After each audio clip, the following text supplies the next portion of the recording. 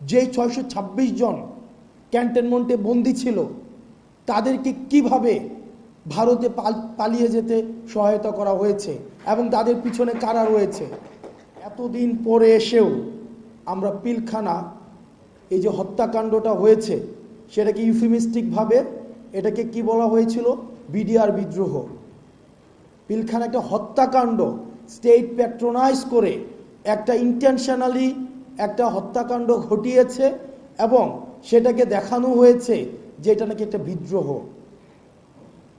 আমার বয়স 27 বছর, আমি তখন ক্লাস 5-এ পড়ি যখন এই ঘটনাটা হয়।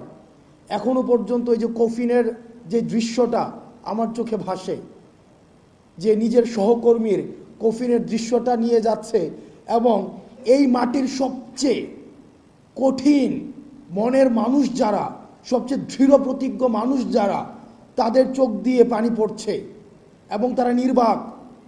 এবং আমার অনেক অফিসারদের সাথে পরবর্তীতে কথা হয়েছে, যখন ইন্টেনশনাল অপারেশনটা ডান হয়েছে তখন হচ্ছে একটা তখন থেকে আমার মনে হয়েছে যে আমার ব্যক্তিগত পর্যালোচনা, এই একটা ফোর্সকে ইন্টেনশনালি ক্রিপেল করে ফেলা হয়েছে, একটা একটা একটা গণ্ডির মধ্যে নিয়ে আসা হয়েছে।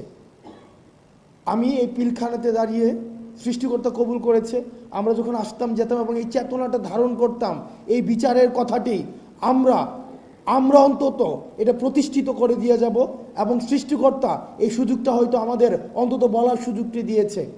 আমরা আপনাদের মধ্য থেকে এই দাবিটা আমরা আরো বেশি বেশি চাই, যেন আপনাদের মধ্য থেকে এই জিনিসটাকে আপনারা এমফাসিস করেন। খুব দ্রুততম সময়ের মধ্যে এই পিলখানা হত্যাকাণ্ডের সাথে যারা জড়িত ছিল এবং নিরপরাধ অসংখ্য অফিসার রয়েছে, এতদিন পর্যন্ত যারা কারাগারে রয়েছে, ট্রায়াল অ্যান্ড ইররের মধ্য দিয়ে যাচ্ছে, দ্রুততম সময়ের মধ্যে যেন এই বিচারটিকে নিষ্পত্তি করা হয়। এই আমরা দেখছি যে বেশ অনেক দিন ধরে যে গুজরাটের কসাই, উনি আমাদের সাম্প্রদায়িক সম্প্রীতি শিক্ষা দিচ্ছেন। ভারতে বসে আমরা আপনাদের কাছে একটা জিনিস জানতে চাই, যে 626 জন ক্যান্টনমেন্টে বন্দী ছিল তাদেরকে কিভাবে ভারতে পালিয়ে যেতে সহায়তা করা হয়েছে এবং তাদের পিছনে কারা রয়েছে। আপনারা নিজেরাই দেখেন, আমরা এই বিষয়গুলো জানি।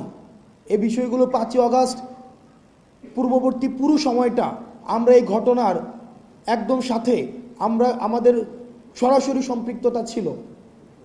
মিড রেঞ্জের যে অফিসারগুলো ছিল এবং সৈনিকরা ছিল, কোর্ট মার্শালকে সামনে রেখে জেনারেলের বিরুদ্ধে গিয়ে তারা হচ্ছে ছাত্র জনতার পক্ষে রাস্তায় নেমে এসেছিল। আমরা তাদের প্রতি আমাদের দায়বদ্ধতা অনুভব করি। ইউনিফর্ম পরা যে অফিসাররা রয়েছে, যে সৈনিকরা রয়েছে, আমরা আপনাদের প্রতি দায়বদ্ধতা অনুভব করি।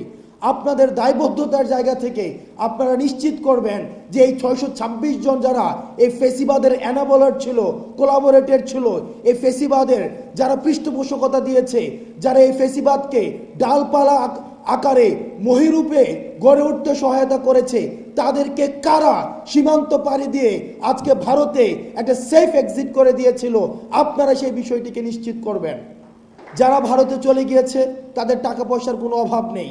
আজকে আমি যখন পিলখানায় কথা বলছি, ঠিক এই মুহূর্তে mother of terror Sheikh Hasina ভারতে বসে যিনি জনসভায় বক্তব্য দেওয়ার প্রস্তুতি নিচ্ছেন এবং সেটি আমাদের জন্য লজ্জার। আমরা আমাদের জায়গা থেকে আমাদের এই ভোকালটা, এই যে জুলাই মুভমেন্টটা, এই জুলাই মুভমেন্টে 1500-এর বেশি যে শহীদ হয়েছে এবং 22,000-এর বেশি যে আহত হয়েছে, এটা যে একটা জুলাই মুভমেন্ট ছিল, কিন্তু আমরা ওয়েস্টার্ন মিডিয়াতে দেখছি, আমরা ইন্ডিয়ান মিডিয়াতে দেখছি কনস্ট্যান্ট প্রপাগান্ডা চালিয়ে যাওয়া হচ্ছে। এটাকে বলা হচ্ছে rise of fundamentalism and just a political upheaval. আমরা আমাদের জায়গা থেকে এই জিনিসটাকে প্রতিষ্ঠিত করতে হবে। এটা শুধুমাত্র পলিটিক্যাল আপহিভাল ছিল না, এটা রাইজ অফ ফান্ডামেন্টালিজম না, এটা একটা সকল শ্রেণী পেশার মানুষের, ছাত্র, নাগরিক এবং সিপাহী যারা, সৈনিক যারা, সবাই রাস্তায় নেমে এসেছিল এই ফেসিবাদের বিরুদ্ধে। এবং এটা ফেসিবাদের পৃথিবীর যে কোনো প্রান্তে, এটা একদম পূর্ব থেকে পশ্চিম, উত্তর থেকে দক্ষিণ, যেখানেই ফেসিবাদ আবার মাথা চারা দিয়ে উঠতে চাইবে, এই শেখ হাসিনার পতন এটি হবে একটি টেক্সট বুক এক্সাম্পল। যেখানেই ফেসিবাদ মাথাচাড়া দিয়ে উঠতে চাইবে এই শেখ হাসিনার পতনটা হবে এটা একটা টেক্সট বুক এক্সাম্পল। যে ছাত্র নাগরিক যেমন সিরিয়াতে 53 বছর পরে আসাদের পতন ঘটেছে, আমাদের দেশে 16 বছরের পরে আসাদের পতন ঘটেছে, আমাদের আসাদ নামক যে ফিমেল ক্যারেক্টার হাসিনার পতন ঘটেছে। আমরা পরবর্তী 24 পরবর্তী যদি বাংলাদেশটা গড়তে চাই সেটা আমাদের একসাথে গড়তে হবে। সেই জায়গায় আমরা দেখেছি যে সাম্প্রদায়িক উস্কানি বিভিন্ন সময় দেওয়া হচ্ছে, সেই জায়গাতে আমাদের বিজেপির সেখানে তাৎপর্যপূর্ণ ভূমিকা আমরা দেখতে পাচ্ছি। আমরা আমাদের পরবর্তী 24 পরবর্তী যে বাংলাদেশটা রয়েছে সেটি গড়ার জন্য আমরা সবাইকে একসাথে নিয়ে আমরা কাজ করতে চাই এবং ইন্ডিয়ান এবং ওয়েস্টার্ন মিডিয়াতে যেই ধরনের প্রপাগান্ডা এখন বর্তমানে স্প্রেড করা হচ্ছে সেগুলোর বিরুদ্ধে আমাদের কালেকটিভ কাউন্টার প্রপাগান্ডা সেল আমাদেরকে চালাতে হবে এবং আমরা আমাদের ফেসিবাদ আর কোনো রূপে আমরা ফিরতে দিব না, এটা কোনো নামে আমরা ফিরতে দিব না। যেই ফেসিবাদ হয়ে উঠতে চাইবে তাদের বিরুদ্ধে আমাদের লড়াই এবং আমাদের সংগ্রাম অব্যাহত থাকবে। আপনারা ভালো থাকবেন, সুস্থ থাকবেন। আপনাদের সাথে সব সময় দেখা হবে রাজপথে, কখনোই আপোষে নয়, সংগ্রামে। সালামু আলাইকুম।